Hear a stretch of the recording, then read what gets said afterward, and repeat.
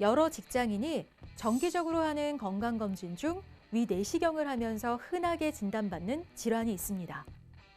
바로 역류성 식도염인데요. 느슨해진 관략근으로 위산이 식도로 역류하는 질환입니다.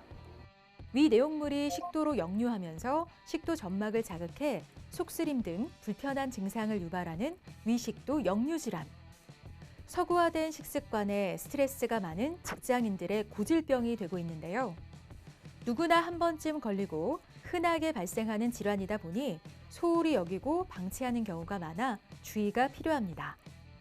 잘못된 식습관이 부른 위식도 역류 질환. 어떻게 치료하고 예방해야 하는지 온에어 닥터스에서 알아봤습니다. 식도는 입으로 섭취한 음식물을 위로 보내는 통로 역할을 하는 길이 25cm의 소화기관인데요. 식도 벽 근육의 수축과 이완을 통해 연동 운동을 하면서 음식물을 위로 이동시켜줍니다. 이때 식도와 위 사이에는 괄약근이 발달해 있어 위의 내용물이 거꾸로 역류하는 걸 방지해줍니다. 식도와 위 사이에는 하부식도 괄약근이라는 게 존재하는데요. 이건 음식을 먹거나 트림할 때만 열리고 평상시에는 위산이 역류하지 않도록 조여주는 밸브 역할을 합니다. 그런데 이 식도 괄약근이 노화나 위 기능 이상으로 힘이 약해지는 등 문제가 생기면 위 내용물이 다시 식도로 역류하게 되면서 위식도 역류 질환이 발생하게 됩니다. 대부분 알려진 원인들은 병의 근본적인 원인은 아닙니다. 느슨해진 관략근으로 질환이 발생하게 되면 이런 원인들은 관략근을 더 느슨하게 만들어서 증상을 악화시키는 요인이 됩니다. 음주, 흡연, 과식, 기름진 음식, 식후에 바로 눕는 습관, 비만 등이 있으며 경구로 복약하는 골다공증 약제도 식도염을 유발한다고 알려져 있습니다. 우리나라 성인 10명 중 1명이 겪는다는 위식도 역류 질환. 과도한 스트레스에 시달리며 잘못된 식습관에 노출된 직장인의 만성 질환이 되고 있는데요. 잦은 음주는 식도 점막에 손상을 입힐 수 있고 카페인을 포함한 커피나 탄산음료의 지나친 섭취는 하부식도 괄약근의 조절 기능을 약하게 만들어 위식도 역류 질환을 악화합니다. 흔한 질환으로는 위염이라든지 역류성 식도염이 있으며 헬리코바터균 감염, 소염 진통제 등에 의해서 유발되는 궤양성 질환이 있고 한국인에서 특히 많이 발생하는 위암도 대표적인 위장 질환이 되겠습니다. 타는 듯한 속쓰림과 이물감으로 불편한 위식도 역류 질환부터 소화불량, 위염, 위궤양에 국내 암 발생률 1위인 위암까지 불규칙한 식단과 생활 방식으로 다양한 위장 질환에 노출되고 있습니다.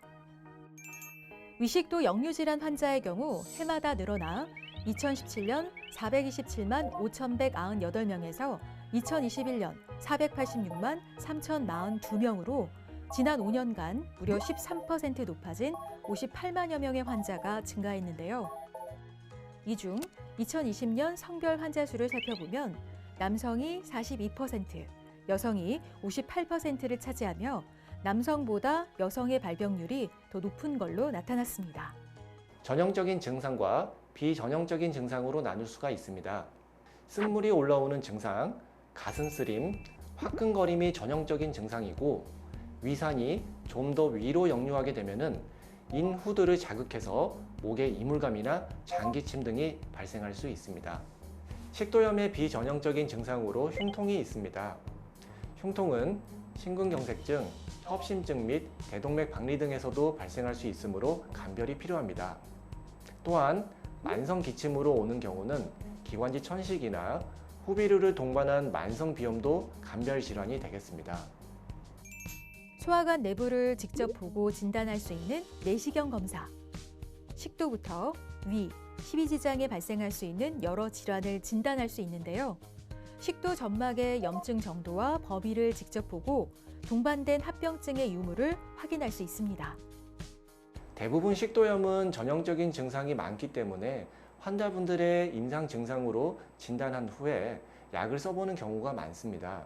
위 내시경 검사는 미란성 식도염이 있는지 여부를 판단하고 다른 위장 질환을 감별하는 역할로 보시면 됩니다. 하지만 가장 정확한 진단 검사는 식도 산도 검사입니다. 이는 가장 정확한 진단 검사이나 코를 통해서 관을 삽입해서 24시간 동안 유지를 해야 하므로 꼭 필요한 경우에만 선택적으로 시행하고 있습니다. 위 역류 질환은 식도에 실제 염증을 일으키는 경우도 있고 염증 없이 위산 역류만 발생하는 경우도 있습니다. 위 식도 역류 질환에서 내시경을 봤을 때 염증이 있으면 미란성 역류 질환, 염증이 없으면 비미란성 역류 질환으로 분류를 합니다. 위식도 역류 질환은 역류의 시간, 역류한 내용물의 자극 정도, 식도 점막의 방어 기전에 따라 그 정도가 결정되는데요. 식도 점막의 손상 정도에 따라 식도 점막 손상 부위가 5mm 미만인 1단계부터 점막 손상 부위가 식도 내강 둘레의 75% 이상을 차지하는 4단계까지 분류하고 있습니다. 위 점막은 산을 견디기 위해서 샘 구조로 되어 있는 반면에 식도 점막은 평평한 세포로 되어 있습니다. 그러나 위산이 자꾸 역류를 하게 되면 식도 점막이 위산을 견디기 위해서 샘 구조로 변형이 됩니다. 샘 구조로 변형된 식도 점막이 바렛 식도입니다. 바렛 식도는 위와 연결되는 식도 점막이 오랜 시간 위산의 역류로 인해 식도 조직이 위 조직으로 변한 상태를 말하는데요. 주로 서양인에게서 나타나고 동양인에게는 드물게 나타나는 질환이지만 식도암의 원인이 될 수 있어 주의가 필요합니다. 식도염이 심한 경우에는 출혈로 인한 빈혈이 발생하기도 하고 궤양이 심한 경우는 반응에 의한 협착이 발생하기도 합니다. 위식도 역류 질환을 생활 습관 교정 없이 약물로만 치료하게 되면 잦은 재발로 만성적인 질환에 시달릴 수 있는데요. 평소 위산 역류를 부르는 잘못된 식습관과 생활 습관을 개선하는 노력이 무엇보다 필요합니다. 위식도 역류 질환을 예방하기 위해서는 커피나 술, 탄산음료, 기름진 음식과 같은 자극적인 음식은 되도록 피하고 식사 후에 바로 눕는 습관은 버리는 게 좋고요. 취침할 때는 머리를 높게 해서 자는 게 위산 역류 방지에 도움이 됩니다. 또한 규칙적인 운동으로 적정 체중을 유지하고 위장을 압박하는 꽉 끼는 옷은 입지 않는 게 질환을 예방하고 관리하는 데 도움이 될 수 있습니다. 음주나 흡연과 같이 관략근을 더 느슨하게 하는 음식이나 습관을 교정하는 게 중요합니다.